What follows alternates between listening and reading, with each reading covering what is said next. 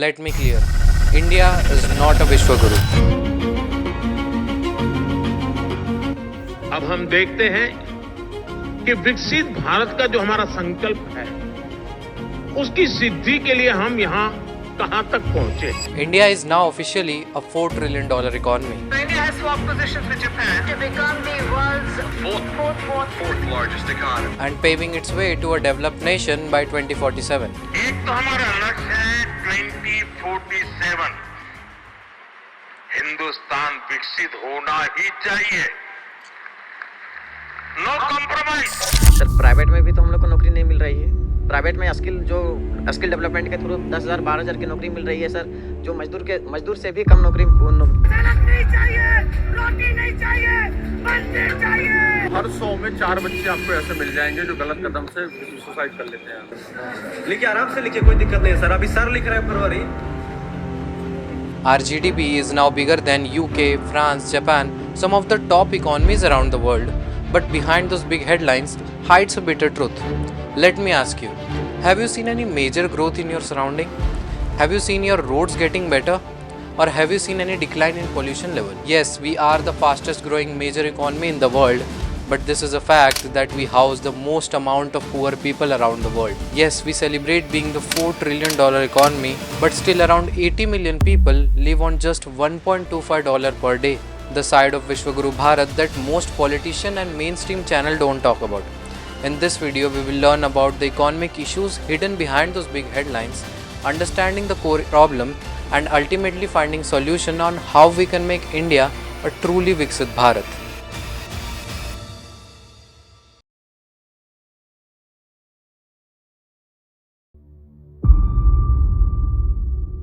We often refer GDP while mentioning India's growth. But let's understand what exactly is GDP and what it includes and what it excludes. GDP stands for Gross Domestic Product, which means the amount of goods and services produced and consumed within 1 year. Benefits of knowing GDP is that it shows how much an economy is actively producing value. But its limitation is it doesn't show how much each person is earning in that economy. For example, country A has a GDP of 5 lakh and the other country B has a GDP of 4 lakh. On the above, it looks like country A is more rich than B. But if you look behind, country A has 10 individuals earning 50,000 each and country B has 4 individuals earning 1 lakh each. This 50,000 and 1 lakh is per capita income. It represents how much each person is contributing in GDP. In case of India, it's just around $2,700. Compared to other top economies like for US, it's around $89,000, Japan at $33,000, and China with as much population as India is at $13,000, which is almost 4 times more than ours. But here GDP per capita is also limited as it doesn't show the income inequality distribution. Like in the same example, country A with 5 lakh GDP, here on ground only 2% are contributing to 3 lakh rupees and rest 8% are earning 25,000 each. So even though GDP itself look greater, but when we start looking inside, the scenario changes completely. In India, top 1% control 40% of all wealth, while top 5% controls 60%.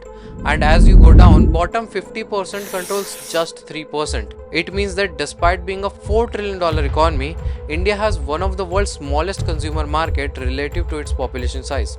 Think about it. If you are launching a business in India, your actual addressable market isn't 1.4 billion people. It's maybe around 100 to 150 million people who can actually afford your product.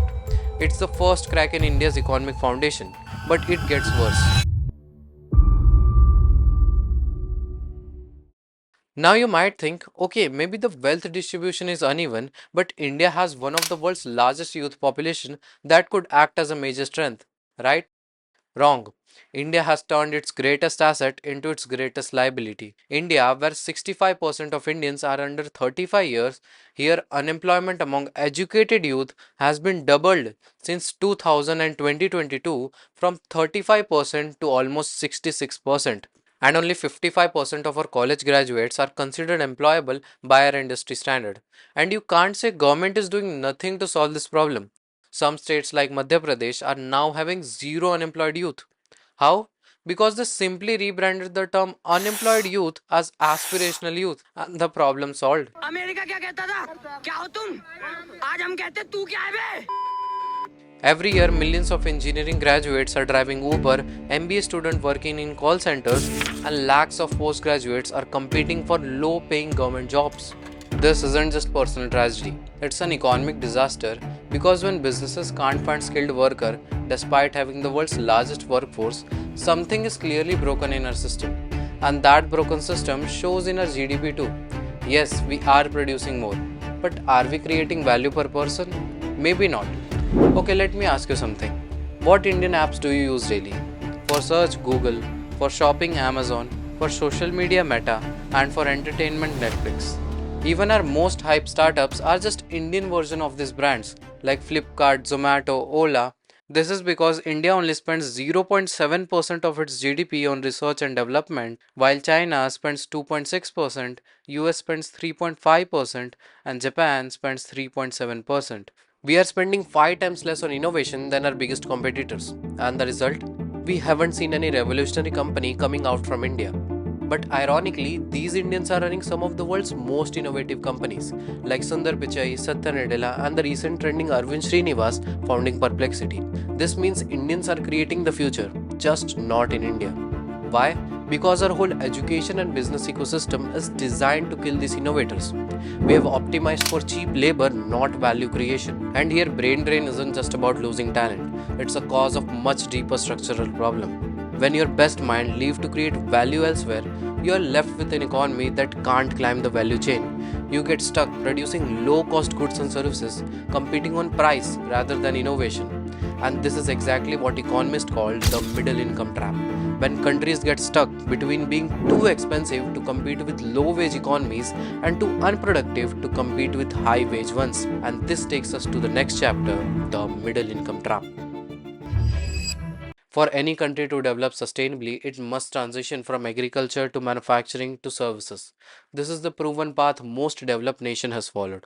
But India's employment data reveals that we are moving backward. Like in 2017 and 18, 44.1% of population was employed in agriculture. Now as of 2023-24, 46.1% of population is currently employed, which means we are pushing more people back into agriculture. That's exact opposite of development. While in manufacturing, we saw a decline from 12.1% to 11.4%, and in service sector, it declined from 31.1% to 29.7%.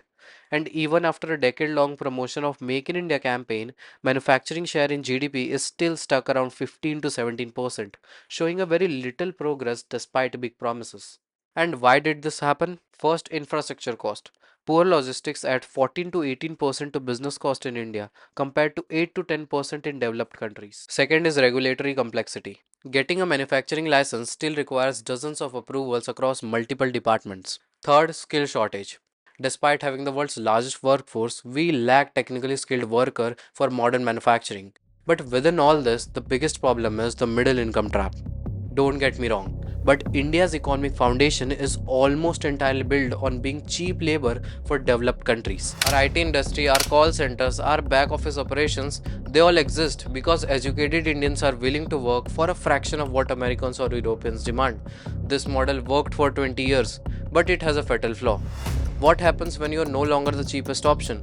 Countries like Vietnam and Philippines are now competing for the same work at even lower prices. AI is replacing many of the jobs that build India's service economy. But the real problem is, as long as we remain the cheaper option for developed countries, we can never pay high wages to our employees. The moment we increase wages, we get expensive, and those developed countries would simply shift their work elsewhere. This is the middle income trap, and that's exactly where India is heading.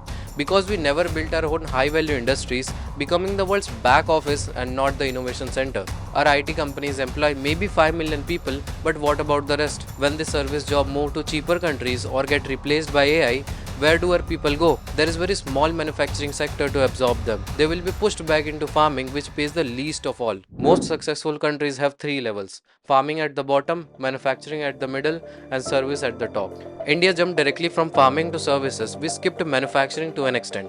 This manufacturing layer is crucial because it employs millions of people who don't speak English, pays better than farming, and create jobs in small towns, not just in big cities. Without manufacturing, we are stuck in a vicious cycle where our entire economy depends on being the cheaper option for developed countries. This forces us to keep wages low, reducing the consumption capacity, preventing the growth of domestic industries, and ultimately affecting the growth of per capita income. Our GDP might rise for a certain period due to service export, but GDP per capita stagnates and income distribution worse because rich gets richer from service export while the poor stays poor in this trap.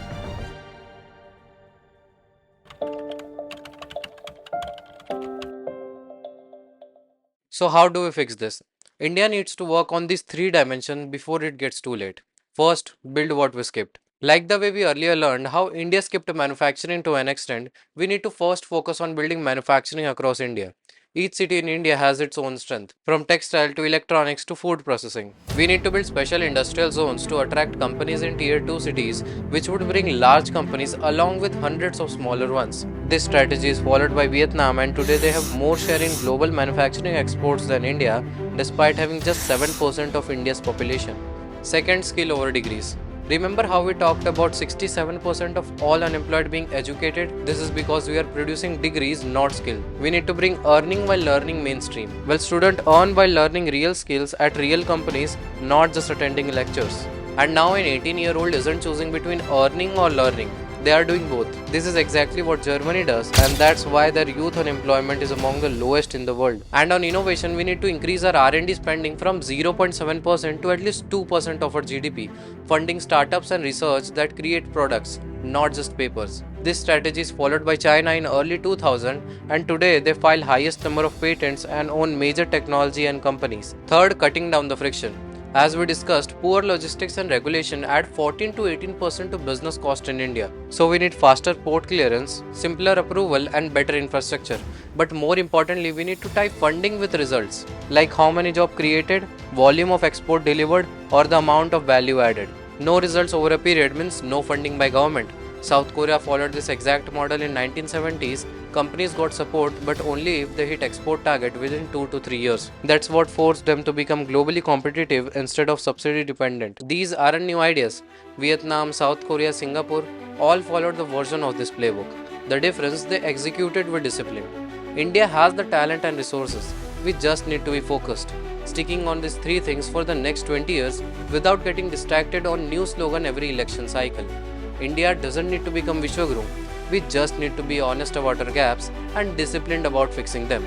So which of these three dimensions should be India's top priority? Let me know in the comments, and if you still don't know how Indians are killing its own innovation and why talented are moving abroad, watch this video. I'll see you there. Thank you.